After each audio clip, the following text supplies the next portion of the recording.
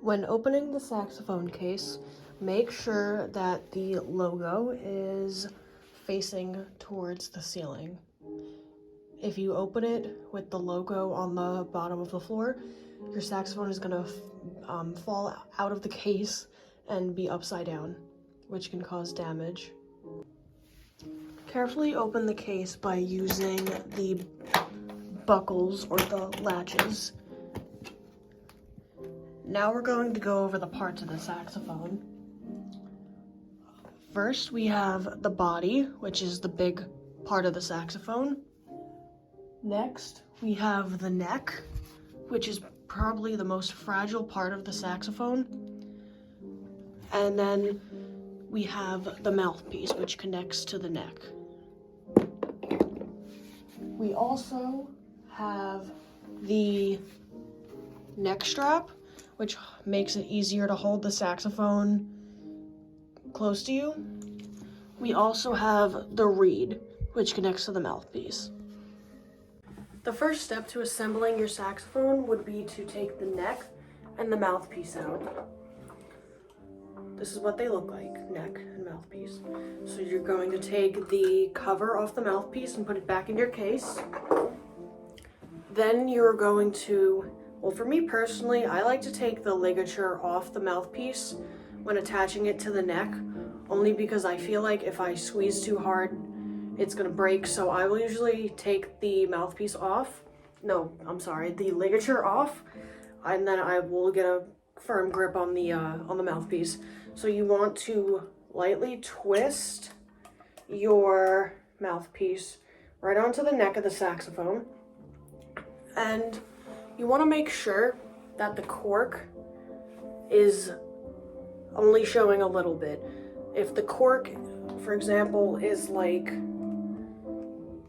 if there's this much showing, that's gonna really affect the pitch. That's gonna make it very, very flat, and you don't want that. So that's why it is important to push the mouthpiece about 1/4 of an inch. You want 1/4 of an inch of cork showing. So now that our reed is wet, we are going to put it onto the mouthpiece. So put your ligature, if not already, put it on the mouthpiece like this, but make sure it's a little looser than normal. You're going to slide the ligature up, holding it with your pointer finger. You're going to take your reed and just slide it right in there. So once you've put your reed in and it's being held up by the ligature, adjust your ligature and adjust your reed to make sure it is even with the top curve of the mouthpiece and these lines where the reed should go. Make sure they are in the middle. So I'm gonna take a minute to adjust mine. This is one of the most important parts of playing saxophone, because if your reed is lopsided or just in the wrong spot and not lined up, it's gonna make the quality of the pitch really bad. And so when your reed is all lined up, you're just gonna screw the ligature screws and it's all good. If your reed is also not lined up, this will be very difficult. It'll be a lot more difficult for you to play your instrument, and it will like stop the airflow. So that's why you also want to just, before you start playing, you want to just make sure your reed is straight and lined up with the mouthpiece. Now that you have assembled the neck and mouthpiece of the saxophone, you're just going to place it back in the case, and then you'll grab it when you're ready. So next, you're going to take your neck strap, just put it on. And when you put it on, you want to make sure to adjust it as you put it on. Make it pretty tight. I usually put mine like in the middle or top of my chest, but that's so when you grab the body of the saxophone, you can hook it on so you're not just holding it. So in case your instrument falls, you want to do that. So next, you're going to pick up the body of the saxophone and you want to pick it up near the bell. So when I grab my instrument, I grab it by the bell and I place my hand just on the back of it. So now in the sound hole, there is this cap which protects the instrument. You're gonna twist it, comes right off. You're just gonna place that right back in the case. Now on the back of the instrument, there is this loop, which is where the neck strap connects to. So immediately as you pick up your instrument, take your neck strap and clamp it to that loop. Awesome. Next, we're going to get the neck, and we're just going to hold it from here, like this. Okay, that's the most stable place you want to hold the neck. So you're going to hold it like this, and you're just going to gently twist it into the body of the instrument. And you want to make sure that this ring and this, sorry, you can't see, there's a little line right here. You want to make sure these are around each other. Okay? So now when you place the neck in the right position, you will be able to just hold the instrument normally and it be pointing at your mouth. So if I turn it aside, this is what it looks like.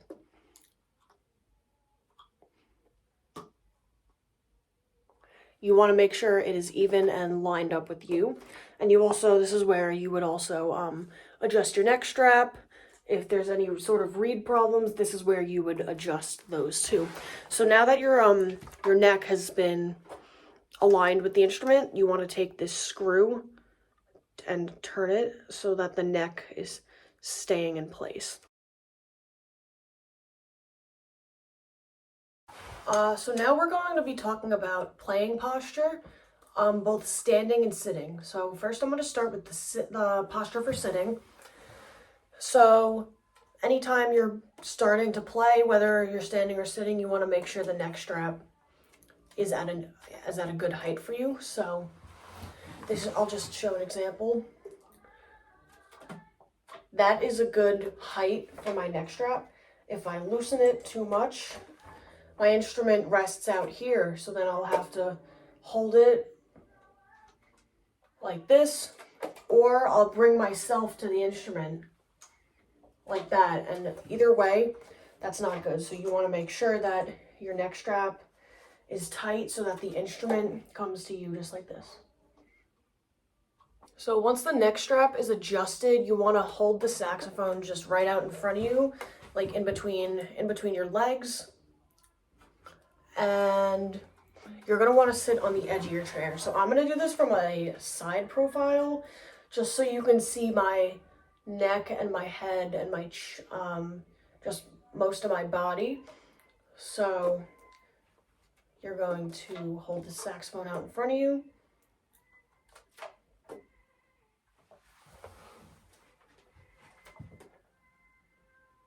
And you're going to sit on the edge of your chair like this. You don't want to lean back like this.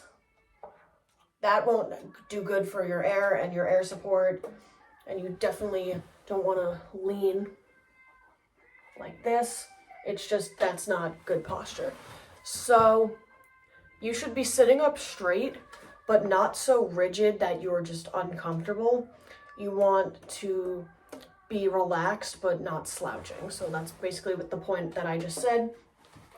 My back is off the chair. I'm sitting up straight.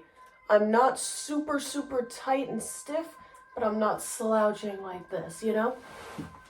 And finally, the final posture for playing saxophone sitting is the neck strap's at a good height. The mouthpiece can go to your mouth. Your back is not touching the chair, and you're on the edge of your chair, and the saxophone is just right out in front of you. So this is what the end product will look like. And something else to keep in mind, you want to keep your chin and your head up. You don't want to do that. You want your head and chin to be up. So now we're going to discuss our saxophone playing posture while standing. So just like sitting, we want the neck strap to be at a good height for us. So I'm just going to test it out. Okay, so the neck strap is good for me. Now, just basically just like sitting, you want to make sure you're standing up straight. So I'll turn my back. You don't want to be super straight like this. You want to be standing up straight but not hunched over like this, you know? So standing up straight, you want your feet a little less than shoulder width apart, I would say. So, sorry. A little less than shoulder width apart. And you also want to bend your knees, so you will be... Oh, you also, another good point, you don't want to rest the saxophone like on you. You want to like hold it. So notice how it's not touching my body.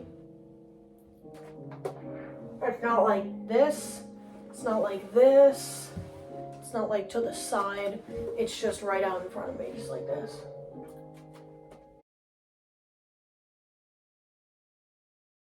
Now we are going to be talking about how to form our embouchure for saxophone. So first, you want to anchor your top teeth on the top of the mouthpiece. So what that means is that you just want to, I'll turn to the side. You just want to place your top teeth on the mouthpiece. So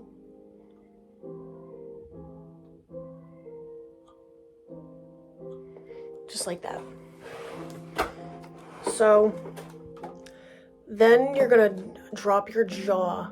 So you're gonna put your top teeth on the mouthpiece and then open your mouth and say, ah. So I will demonstrate that.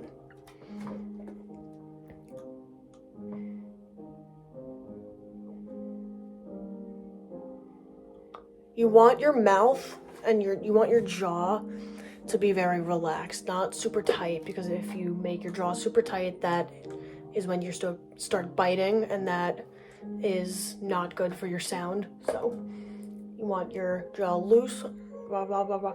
You want your jaw loose just like that, and with your teeth on the top. So I'll demonstrate that once again.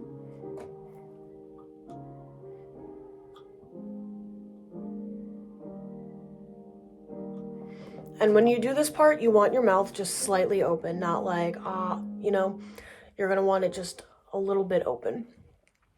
So after you've done that, you're gonna curl your bottom lip over your bottom teeth and then form your embouchure and close your mouth around the mouthpiece. So I will show what that looks like.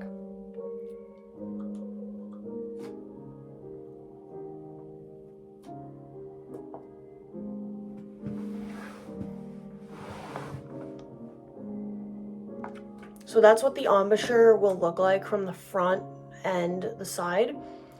And you want to make sure also that the embouchure is not super tight.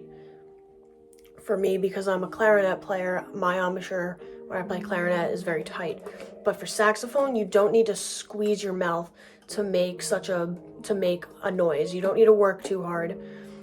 And you want it to just be loose and relaxed, but also it doesn't move. It's firm but relaxed, and there should be minimal jaw movement. There shouldn't be any movement, and you want it steady. You want the embouchure steady but not tense, because if it's too tense, that's going to make you squeak very high notes. Also, if it's too loose, which is probably a rare case, if it's too loose, you're gonna just be flat, or you just won't be able to get notes out. Let me show you the embouchure.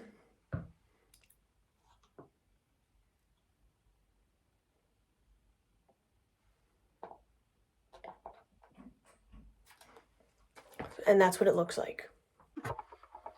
Going back to the embouchure formation, I just want to show you the do's and don'ts of your embouchure. So first I'll demonstrate what it's like to bite and have very high overtones. So let me turn to the front for this. So I'm going to set my embouchure.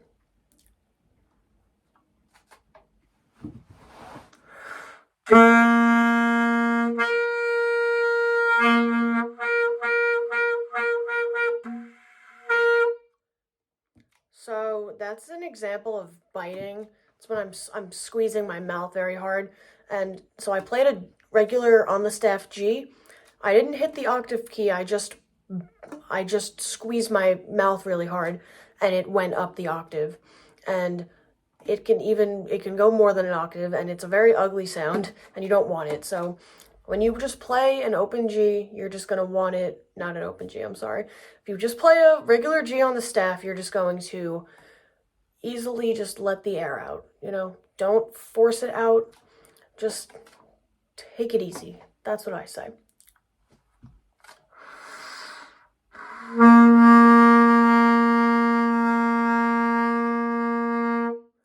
It comes out very, very naturally, and there's no squeaks and squawks. Also, if your air is, sorry, if your embouchure is too loose, that can also be a problem, so. So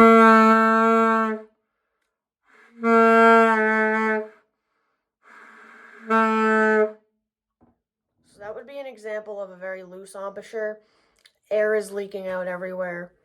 The pitch is very, very flat, and it's not ideal. So if someone's having that problem, you want to tell them to firm up the corners of their mouth and blow faster air.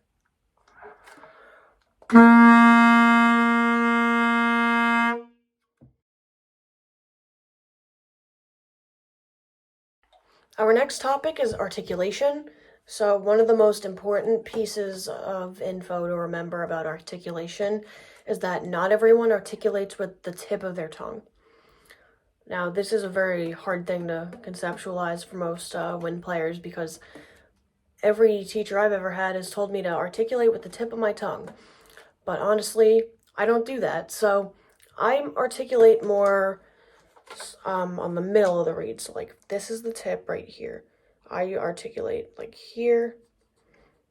And some people will articulate here, but that's kind of rare. It's usually the middle or the tip of the reed. So when you're articulating, make sure you're using as much air as you are when you're slurring. The only difference with articulation is that you are interrupting the airflow for a split second just with your tongue. So I'm going to demonstrate that by slurring and articulating a passage. I'm just going to play G, A, B, A, G. Here's it slurred.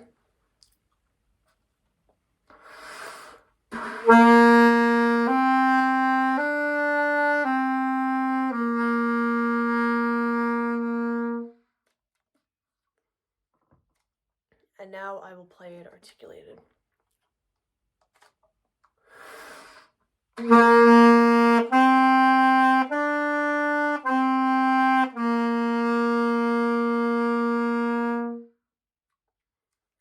So notice how I didn't stop my air.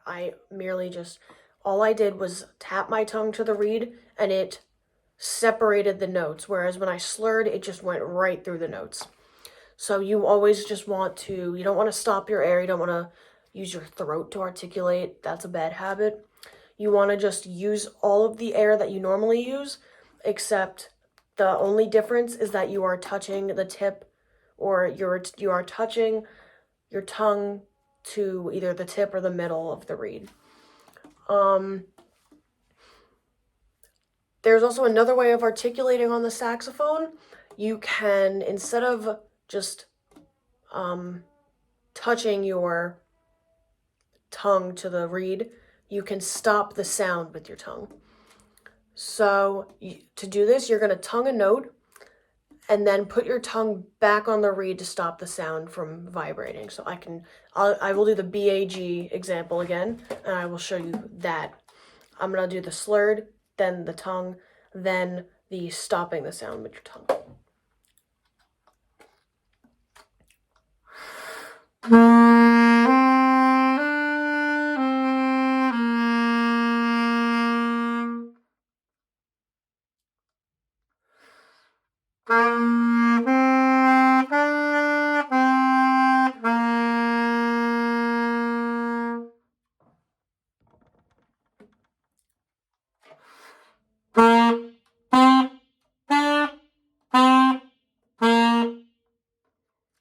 the difference between those?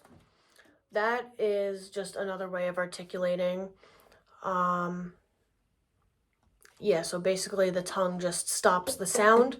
I know I played those very different dynamic levels, but I didn't mean to do that. But basically, do whichever way is easier for you. And the final topic I'll be talking about is tone production. So in order to have the best tone production, make sure your embouchure is correctly placed and relaxed. So I'll go over that quickly again. Top teeth on the mouthpiece. Loosen up your jaw. Curl your bottom lip. And just close your mouth around the mouthpiece. And it's going to look like this.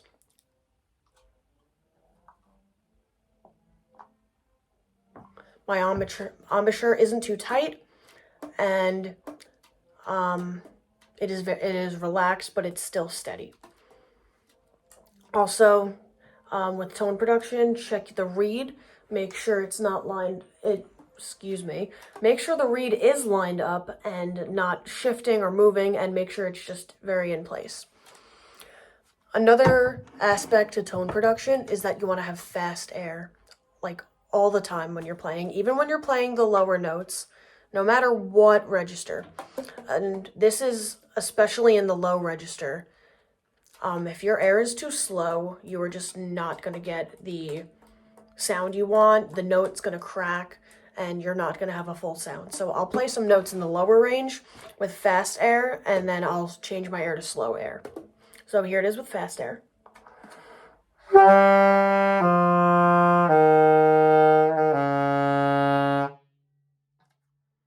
And here is that passage again with slow air.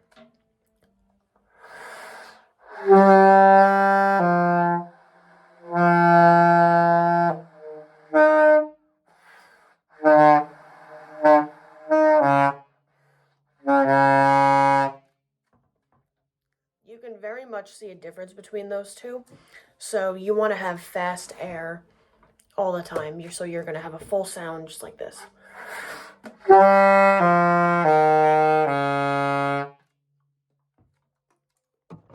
Okay. The next point is when you're playing in the lower range, it is possible to overblow and have higher pitches come out. I demonstrated a little bit of this before, but this is also relevant to the fast air point I was just talking about. You want to have fast air, but you're not pushing the air out, or so you're not squeezing so hard that not squeezing, I'm sorry. So you're not your air isn't so fast that the higher octave comes out. So let me play a regular G, and I will try to get the higher octave out just with my air.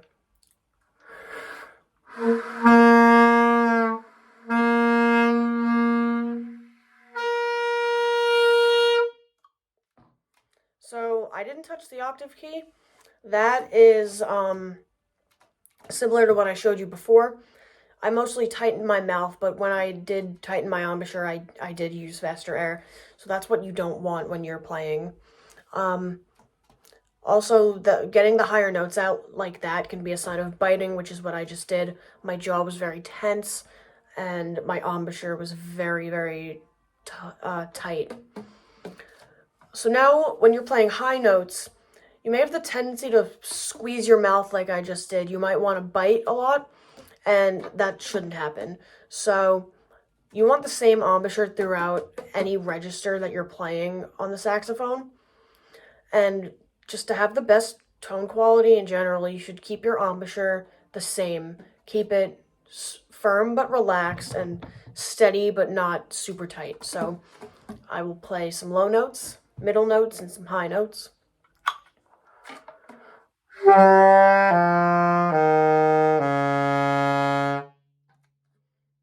going to use the same embouchure for the middle notes.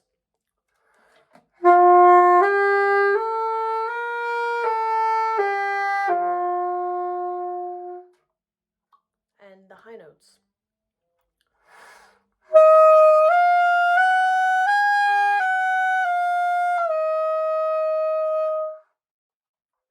My embouchure didn't change through any of that, And that's how you should be playing. Also, you don't want any jaw movement. Sometimes people have a tendency when they go up higher, they have a lot of jaw movement, and that's something you don't want.